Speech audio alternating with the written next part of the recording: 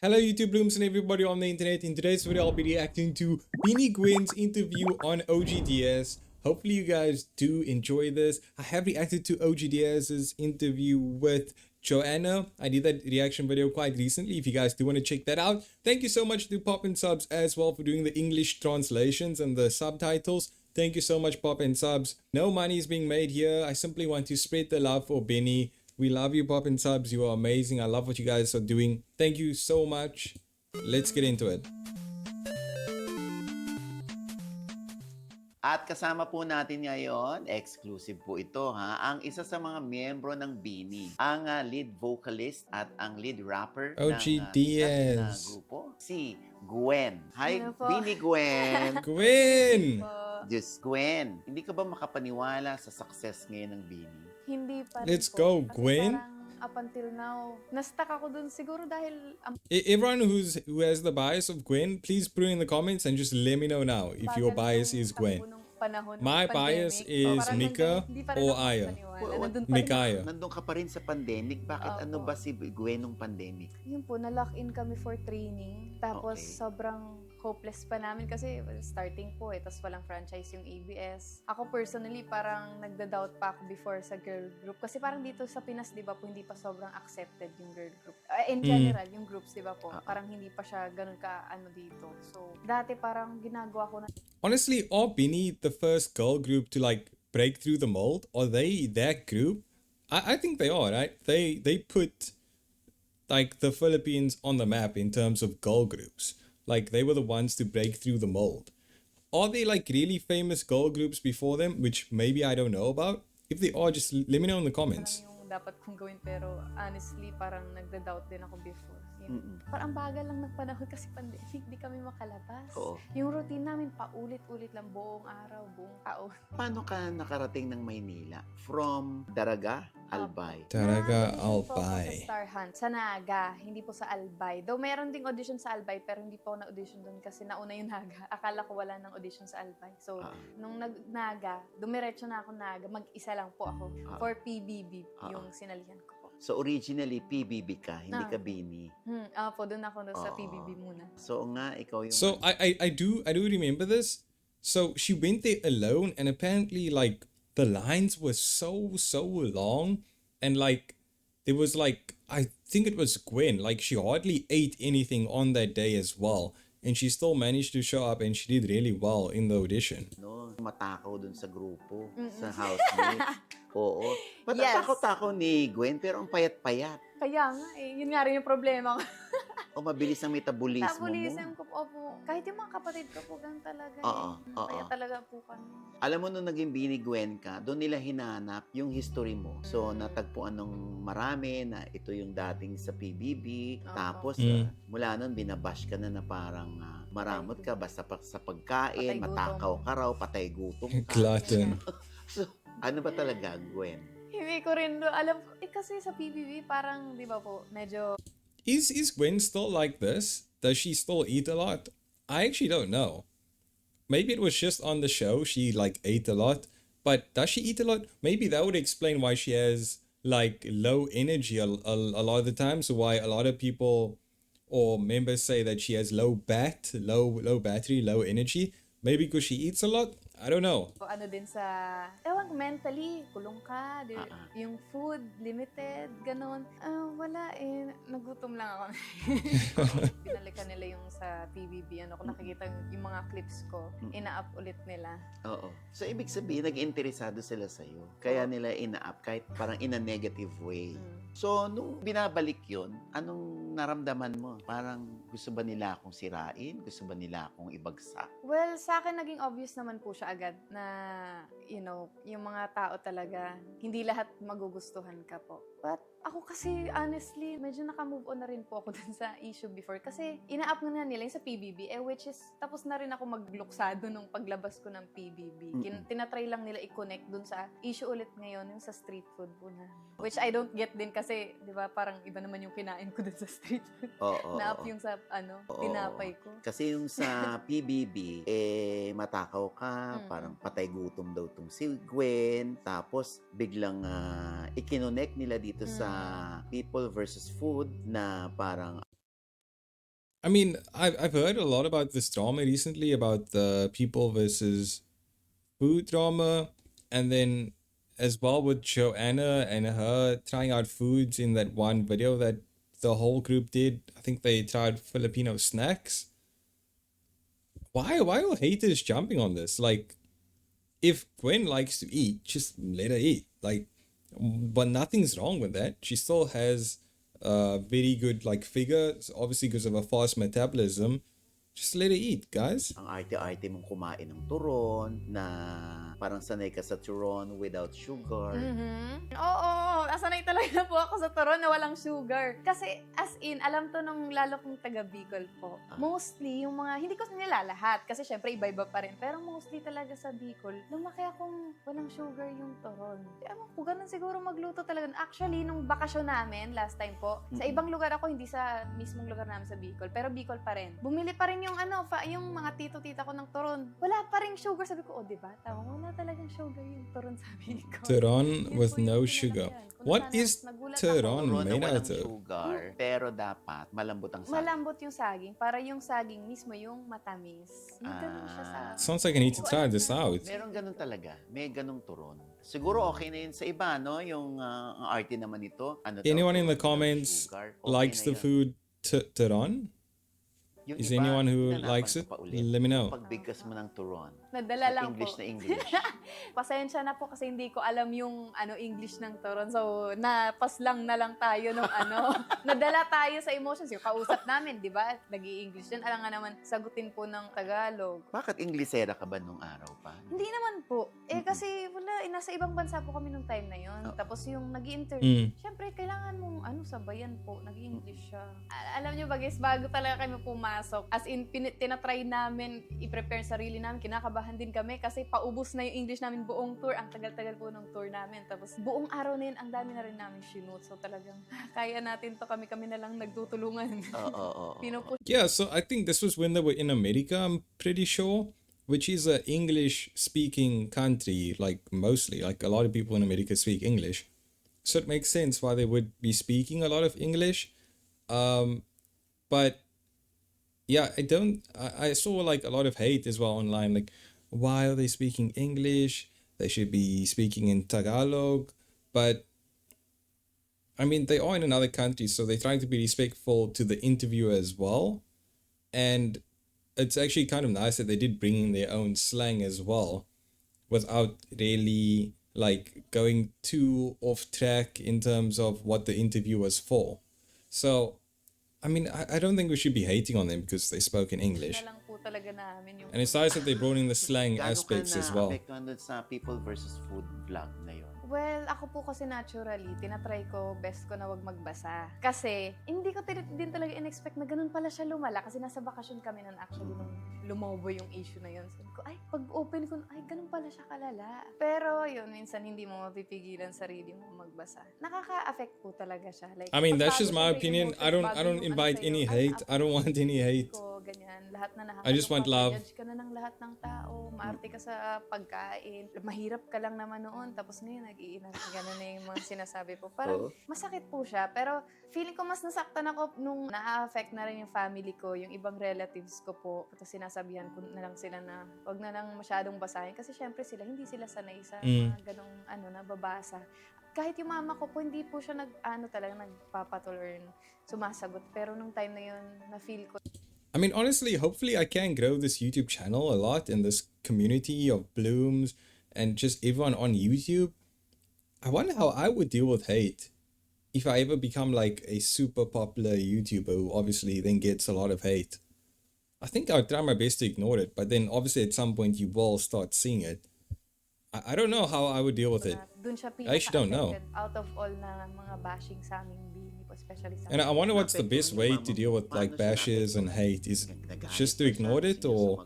Gusto niya po talaga I don't know. sumagot. As in, actually may ibang post siya talaga sa social media niya. Tapos, may mga ibang kakilala din kasi na sila din mismo yun. So, nakikita niya po. Siyempre, doon tayo ma-hurt pag, di ba, kakilala po natin. Tapos, sila pa yung nag-ano sa'yo. Sila pa yung nagfo-forward ng mga bad comments. No po, doon siya talagang na-trigger din siguro po. Lagi ka rin nanonominate dahil sa katakawa. Yes. Yes. Sobrang takaw mo Well, talaga. malakas po ako kumain. Na hindi ko rin alam bakit kahit ngayon hindi ako tumataba. Pero opo, malakas po talaga kumain. Inaamin ko naman. Malakas po ako kumain. Hanggang ngayon naman po. Meron ka bang pinagsisiyang nagawa mo sa loob ng bahay ni Kuya na sana hindi ko to ginawa? Hindi ko rin po alam anong meron sa akin. Nun kaya ko namang tiisin wag masyadong kumain. Pero totoo, ewan ko, iba yung gutom ko dun sa loob. Iba talaga. Ano pa ba? Siguro yung pagiging tahimik ko po. Well, hanggang ngayon naman tahimik ako. Pero before, mas malala pa po ako. Kung ngayon introvert ako, parang mas malala ako before. Like, kunyari, kung may sasabihin ka sa akin masama, tatapakan mo ko, papatapak lang ako sa'yo. Ganon. Siguro yun yung regrets ko na kulang ako sa, pag-speak Tapang. up o tapang. Ganon po. Hindi ko napagtanggol yung sarili. At isa pa sa dahil si Bini Sheena ay kasama mo rin sa PBB. Apo. Oo, parang Ham, naikumpara bebe. yung mukha. Kasi sabi, buti pa to si Sheena, walang nabago. Kay Gwen may nabago, ang laki ng pinagbago ng mukha. So tinitingnan ko ngayon kung may Yes. nabago sa mukha mo. Meron ba? Tingin niyo po. Wala po, talaga. Tito Ogs, kasi 43 kilos lang ako. Ah. Tapos sabi nila, 43 kilos ka, tapos ang takaw-takaw mo doon. Hindi, kasi tapos inaano pa nila, nagpa-jotox, nagpa-ilong daw Ano ka ng panga? Sabi hindi po, nagpa-bawas. Kasi Nagpabawas. parang chubby cheeks po ako before. Okay. Hindi naman ako against sa actually, minsan sabi ko, ay what if magpaano din ako, gumaganon nga ako minsan. Hindi naman ako against sa mga ritok. Oo. Pero yun nga, hindi naman po, sa ngayon hindi pa po talaga ako Bakit hindi ka naman ganun kaputi nung nasa PBB ka? Kasi Ito. po, from province, fresh from province ako nun, so medyo What do you guys think about getting work done or getting surgery done? Are you guys against that or are you guys not against that? Personally, I think you can do whatever you want with your body. If you do want to get surgery done, get it done. It's your body. If you want to put tattoos on it, you can do tattoos. You can do whatever you want. But I know a lot of people think that idols shouldn't do it. Idols should do it. mas I don't know. morena pa po talaga ako. Tapos, I think it's your ewan body. ko, You can do sabi whatever you kasi want with your kapag body. taga-probinsya, kapag nandito ka na sa Manila, yung tubig daw dito nakakaputi. Just take care of your body. Opo, Be sabi ko, kasi healthy. kahit yung tita ko nagtanong last time, di ka talaga nagpagos. Sabi ko, ay naku, yung tubig dito nakakatangos na rin ng ilong. Sabi ko na. Kasi pag galing kang Manila, kung ay taga-probinsya ka, tapos galing ka Manila, pag uwi mo ng province, pumuti ka na. Pero totoo po, promise, nakakaputi nga yung tubig dito sa Manila. Totoo Hindi ba? po ako nagpapaputi. Never ko naging goal I mean, talaga. yung collagen or drip. Wala. Hindi ko siya goal talaga na pumuti ako. Mm-mm. May effect before yung tubig na medyo pumuti din talaga ako compared nung sa PBB. Pero ngayon nga, parang nag-stop na rin. Baka din po, yung sa hair color ko. Yan. Tapos natuto na syempre mag-ayos, mag-outfit. Ayan. Honestly, her new hair color, what do you guys think of it? I think it's absolutely perfect. Let me actually try and go back to it. Pero ngayon nga, parang nag-stop na rin. Baka din po, yung sa hair color ko. Yan. Tapos Gwen's new hair color natuto na syempre. suits her so well. Like, I don't know what it is. And like, I don't know how hair dye and color does this, but it really makes you look like a completely new and different person. It suits us so well. Mag-ayos, mag-outfit, ayan. Tsaka po They're sa like PBB, blonde? hindi ka naman po talaga makakapag-ayos masyado kasi may restrictions din sa mga dalang makeup, ganyan. Tapos, Tsaka let's nasa be bahay more- ka lang oo, nasa bahay ka lang, authentic lang, ganyan. Like, just off the Bagong hair color gising, change, di she ba? looks so different. Mataba ka noon sa PBB. Ngayon ka lang pumayat ng ganyan. Well, payat naman po ako before, pero sabi nila pag bata ka, mas chubby cheeks, especially sa mukha. So parang mas napansin ng tao yung sa mukha ko siguro. Kasi yung katawan ko nun, payat din naman. Tapos, baka dahil yung baby fats gano'n. So yung cheeks ko, hindi pa defined nung time na yun po. Ngayon, though feeling ko mas pumayat ako ngayon, sama yung mukha ko, siguro sa sa edad. Mas naging define yung jaw, gano'n. So, Ilong mo. Matangos ang ilong mo, ha? We po, totoo ba? Hindi po. Tanong, pag naka-side view, sakto lang. Hindi nga siya sobrang taas eh. Nano-nose line. Sa nose line. Nose line po. Ayan. Kahit makeup artist namin, ang gagaling. Oo. Sobrang galing nila. Ayun, sa nose line, pero tama pa, naka-side view. Di naman po siya yung sobrang. Wait, is it good to have your nose like higher or lower?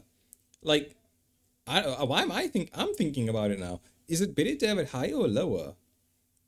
And nose lines, I've never heard of this, but I know makeup nowadays, like makeup, the whole industry is like really crazy. They can do like almost anything nowadays when it comes to makeup and like surgeries and like procedures to your face to give you a certain look. It's honestly so crazy and cool. Tuos. Pero thank you kasi compliment. Sige, thank you po. I take it as compliment. Oo, na para napagkamalang ka Kasi nagpa-enhance. gusto ko talaga tumaas pa yung ilong ko. Oo, bakit hindi nyo ginagawa? Parang normal na ngayon yun. Sa ngayon po kasi okay naman kami sa itsura po namin. So, and sa management, depende din po sa kanila. Kasi they also think na All the okay girls na. look perfect. Ito, That's my i-enhance opinion. lang through makeup yung Like, mukha namin. they So, all really okay don't po need talaga. enhancements. Ako, Look okay at naman po them. ako sa ganito. Meron ding ibang nagko-comment Like, all of them look na beautiful. Parang iisa lang daw ang boses niya. Parang mga, meron pa nagsabi, boses Kiki Ay. ang Bini. Ay, may boses pala yun. Meron ba kayong na-encounter na gano'n ng mga comment? Comments. Opo, nababasa ko po. Oo. na So, Some of the comments you I've take seen it are like really okay, hurtful yun. and hateful. okay lang po. I mean, opinion nila yun It's po just not fair, man. Saka, hindi talaga kami magkakatunog. Ewan ko, ako parang hindi naman kami magkakatunog. Baka gusto lang. Char. Okay. Mahirap bang maging isang Bini member sa mga panahon ngayon? Opo. Ngayon sikat kayo, tapos kada kilos nyo ay may masasabi yung mga tao. Mahirap? Mahirap po, sobra. Lalo personally, ako sobrang introvert ko and private talaga akong tao. Well, parang ang cliche niyan kasi nasa showbiz, ganyan. Pero very private ako. Sa amin pong Bini, ako pinaka hindi nagpo-post, ganyan. Ako nahirapan po talaga mag-adjust sa ganitong setup, lalo sa ganitong work. Konting kibot mo. I get that. I get that. Nakaka-conscious na minsan gumalaw po. Naramdaman nyo na parang, teka, tao pa ba trato nila sa amin o robot? Ganyan. Meron ba kayong ganyan? Yes, parang naging linya po namin yan. Na? Na para kaming robot talaga. Kasi sa work, parang sunod-sunod din. Like, honestly, Gwen does seem like the most introverted and like private to herself sort of person. Like, this is the most that I've ever heard her speak. Like, before. I mean, I know it's an interview. Of course, she's going to speak a lot. But still, this is the most I've ever heard her speak. Tapos, hanggang kahit sa labas ng work, lumabas ka sa mall, ganyan. Parang lagi nakatingin sa yung mga tao. So, di And ko like, Gwen's makikita honestly sa so namin. cool, so chilled.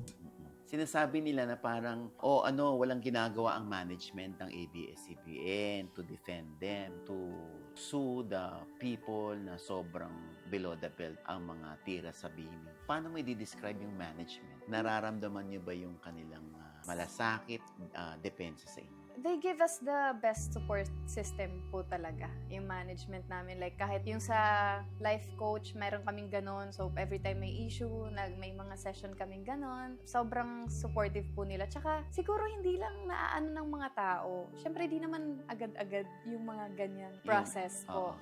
So, baka sabi nila na hindi gumagalaw, pero meron naman talagang actions na tinitake po yung management for that. So, kung hindi ka Bini ngayon, ano si Gwen? Ay, gumraduate na yung mga kasama ko eh.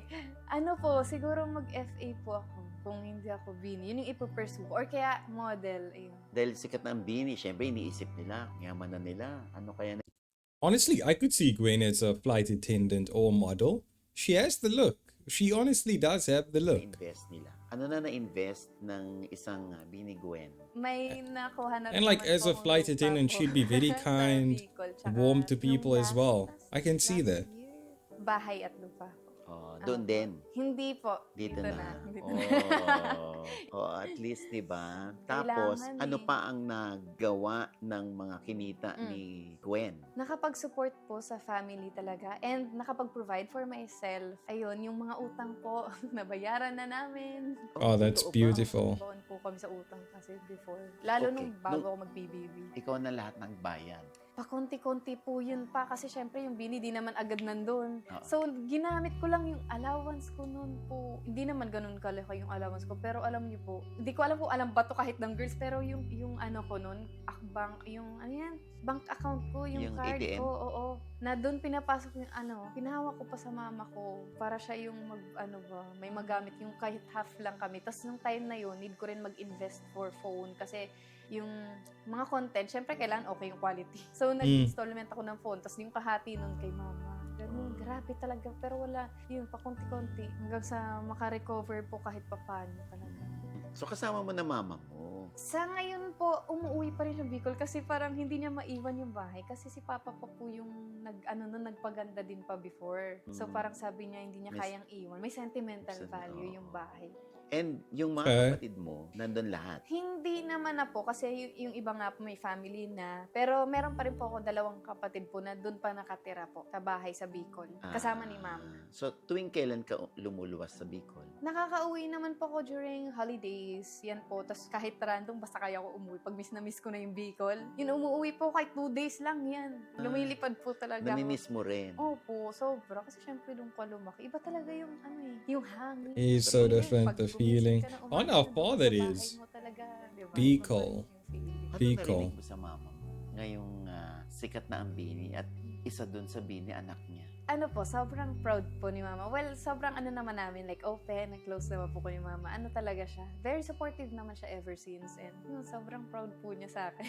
And she's very happy po. And even your brothers. Opo, opo. Mm-mm. Tapos parang pansin ko, after nung Bini, parang mas naging close pa nga kami. Talaga? Ng family ko po. Kasi Oo. baka dahil before, ang dami ng, alam mo yun, ang daming problema sa buhay. So parang masyadong naging busy kami na paano namin masasurvive to. Ganon. Masyado kami nag-focus doon. So, at least nung nasa Bini, yung distance, yung pagkamis, yung, di ba, parang ano pala siya, mas nakakapag, Bond. pa-solid kahit pa. Those are such cool photos. Oo. So, bago ka nag-PBB, ano ang buhay niyo? Sobrang hirap po talaga ng buhay namin po. As in, kasi si Mama, single mom, tas bata pa lang po, 4 years old, nawala na po yung papa ko. So, kami, umasa kami sa pension, tas si Mama nahirapan siya maghanap ng work kasi yung working experience, kasi di na siya pinag-work ng papa ko eh. So, nahirapan na siya maghanap ng regular talagang work. So, Dahil may edad racket-racket na. na lang.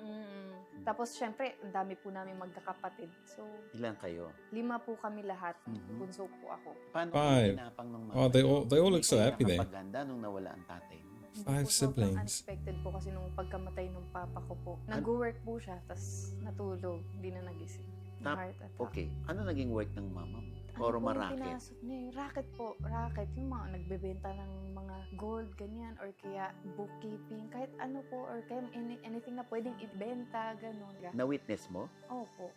Kahit ano-ano na lang. Pero minsan, syempre, malulugi sa probinsya ba?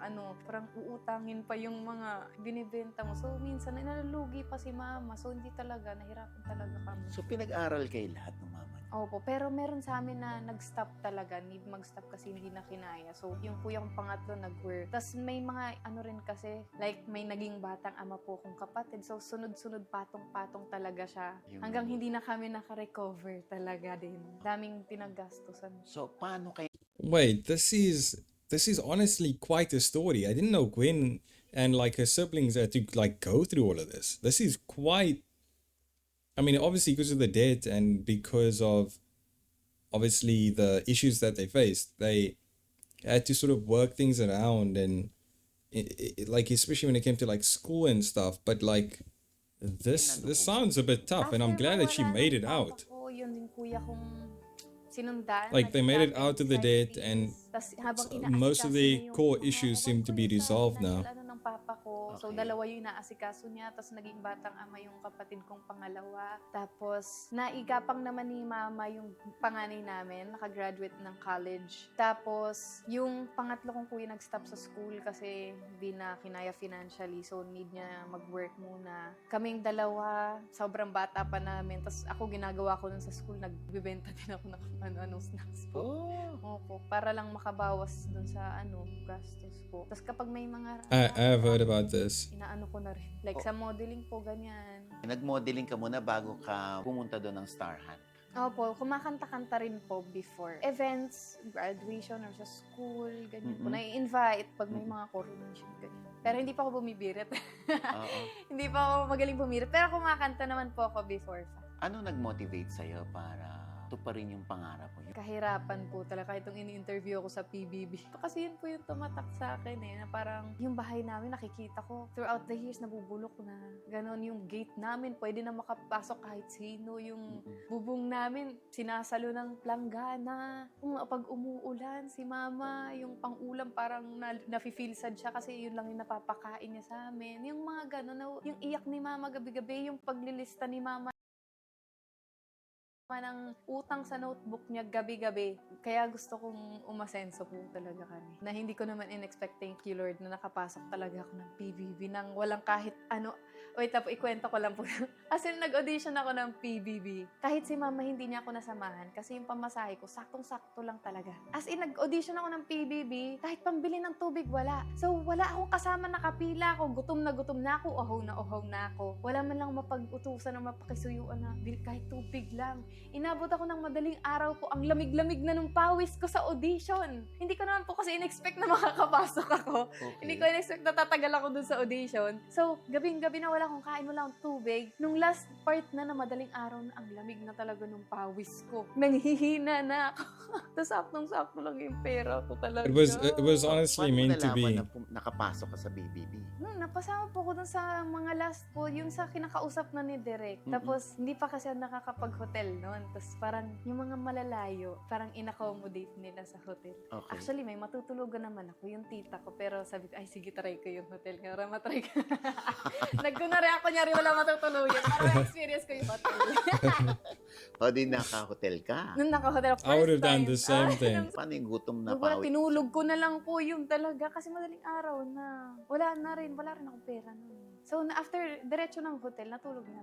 So you mean nag-stop ka sa school? Opo, after PBB, need po mag-stop. Well, na-survive ko pa naman yung last year ko po noon, before PBB, na natulungan naman ako ng mga teachers ko po. Doon sa grade 10, kasi grade 10 Okay. po ako noon. Ongoing yung school, nag-PBB ako. Natulungan naman po nila akong mahabol pa yung last na mga nilipasa. Nakagraduate ka pa rin ng Opo, nung grade 10. grade nung time. 10. Natapos mo rin naman ng senior high mo. Yes, this Oo. year po. Okay. May character development na ba si Gwen? Opo naman. Siyempre po, growing up, marami na rin tayong matututunan. And naniniwala naman ako na from PBB to ngayon, malayo naman na po talaga.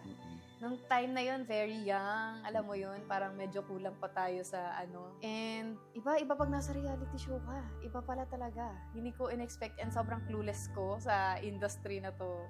First time ko lang din naman pumasok. So, ayun. And di ko pa siguro masyado naisip yung mga ano ko noon, ginagawa ko po. Pero so much improvement naman na po. Kaya pasensya na po kayo kung matakaw ako nung time na yon. At least hindi ko tinapon yung pagkain. Pero ngayon nagsha-share na kami. We love sharing. Food unites us. Bini. So, nung nag-PBB ka, paano ka napunta ng Bini? After PBB, yun po, na-evict ako, pinasok ko dun sa training. Kasi hindi ko po naabutin yung pinaka-start nila eh. Parang tinry lang kami, yung mga ibang housemates na i-train din dun sa Bini po. So yun, akala ko nga for asap-asap lang. Sabi ko, ano bang ginagawa ng mga to?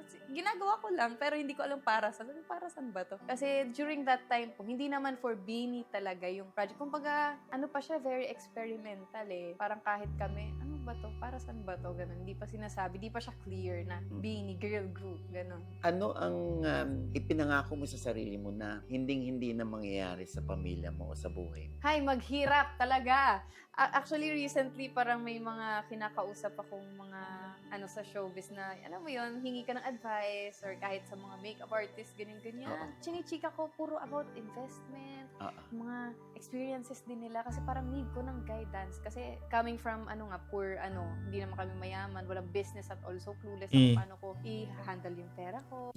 Yeah, honestly, what Gwen's doing is honestly so perfect for looking for people in the industry for advice as well on, obviously I was poor before and I don't ever want to really be poor again. I honestly admire her so much and that she's looking to invest money and sort of grow her money. Like she's on the right track. Like I'm just amazed. So, tinatry ko po talaga ngayon na i-invest sa tama yung pera ko. Ma-handle siya ng tama. Ayun, advice, hihingi ng advice talaga. Kung nabubuhay pa ang tatay mo, ano kaya ang buhay niya o ng pamilya niya ngayong sikat ang anak niya o sikat ang Bini?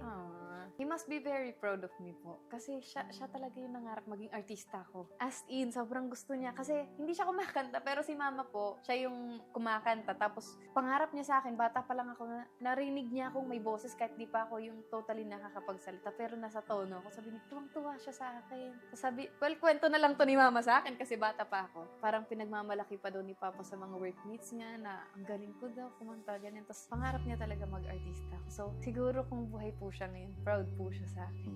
Sa kanya nagsimula yung yung ko ng pangarap kong maging artista. So, At anong naibigay kaya ni Gwen sa tatay niya? siya na ang operator ng bus ngayon. Hindi na siya nagtatrabaho sa bus. Siya na ang operator, guys. Oo.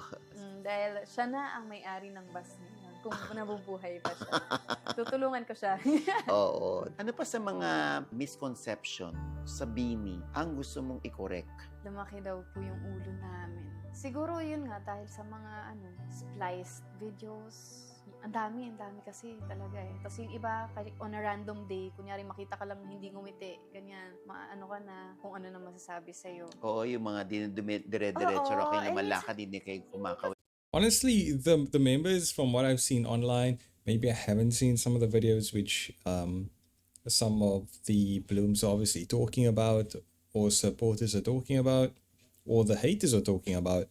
But most of the videos that I've seen, the girls are very down to earth, they're very genuine, authentic. Like, if you compare them to most pop groups, they are the most genuine and authentic girls.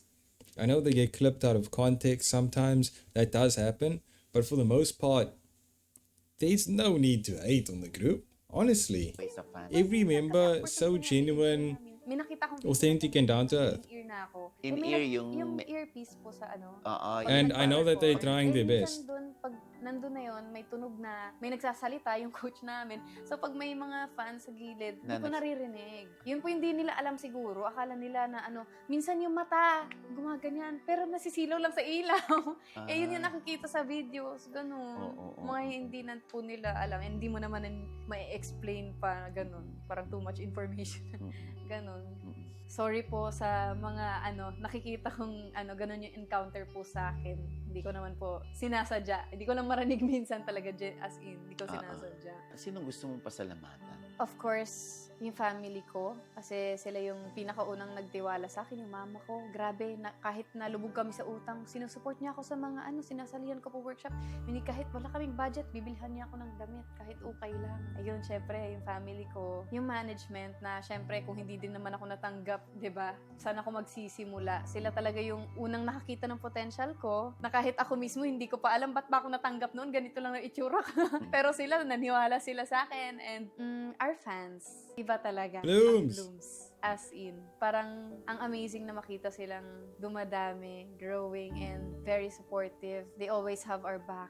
And sa kanila rin kami humuhugot ng lakas. Lalo sa mga times na sobrang down kami. Until the Support end. Nila, messages nila kahit di naman ma-replyan isa-isa. Hindi nila alam sila din yung nagmo-motivate sa amin most of the time. May lumalabas na may buntis sa Bini. Gaano katotoo ito? Hindi po totoo yun. Wala pong buntis sa amin kahit isa. Wala. Yeah, the whole pregnant rumors, is that happening in like every single like community? Because I saw this happen in like another community about someone's allegedly pregnant. I don't know where all these pregnant rumors come from. And I think nowadays, especially with like AI being on the rise, like a lot of things will get faked and like taken out of context. So we need hard proof. Wala po talaga. Sa palagay mo, Gwen, hanggang kailan ang Bini magtatagal? Hanggat may Bini, hanggat may Blooms, hanggat nandyan yung ABS-CBN, may Bini po. Hanggat may naniniwala sa amin, may Bini. Ano ang na-realize mo sa buhay? Great things take time and trust the process. Talaga. Yung process Yep. ng Bini po, I can say na parang walang katumbas. Ang lala po talaga ng namin. Pero yun naman yung nagpalakas sa amin and nahon kami sa kung ano man yung namin ngayon, kalagayan namin po ngayon. Gwen, grabe ka magmahal ng pamilya, no? Solid na solid. Opo. Buti hindi ka kumakawala sa nanay mo na biglang gusto ko na mag-solo, gusto ko nang magkaroon ng sariling pamilya. kaya. Ay, hindi ko po kaya. Hindi ko talaga kayang iwan si mama po. Kasi Mm. kita ko kung paano niya kami ginapang. Nung simula nung nawala si Papa, grabe yung sacrifices niya. Hindi ko siya makitang mag-isa. Actually, kahit sabi ko, pagtanda ko, bala ko kahit same compound kami, okay lang. Ako na mag-aalaga sa kanya, hindi ko po kaya talagang iwan siya ng ganun lang. So, sabi ko, pag nagka-work na ako, babawi talaga ako. Siya talaga priority ko po sa lahat, as in. And kasama ko siyang magiging successful po. Gwen, honestly, this interview has showed me like a completely different side to you. You are so like just what you said at the end there about your mother and how you look to take care of her, and when you were younger you said that you'll make up for it when you start working. You've definitely made up for it. You are such a hard worker, although you might be very quiet within the group.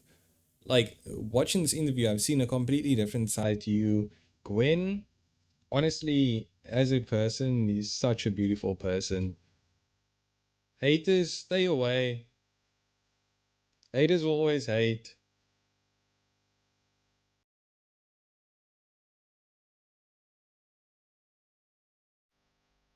Thank you so much, Pop and Subs, as well. Please check out Pop and Subs on YouTube as well. They are amazing for doing the English translations and subtitles. But I hope you guys enjoyed this. This was my reaction to the OGDS interview with Benny Gwen. Comment down below in the comment section what you guys thought of this reaction, and if there are any sort of context clues or things that I missed, please put it down below in the comment section. I reply to every single comment, and I'll see you guys soon. Take care. Peace and bye.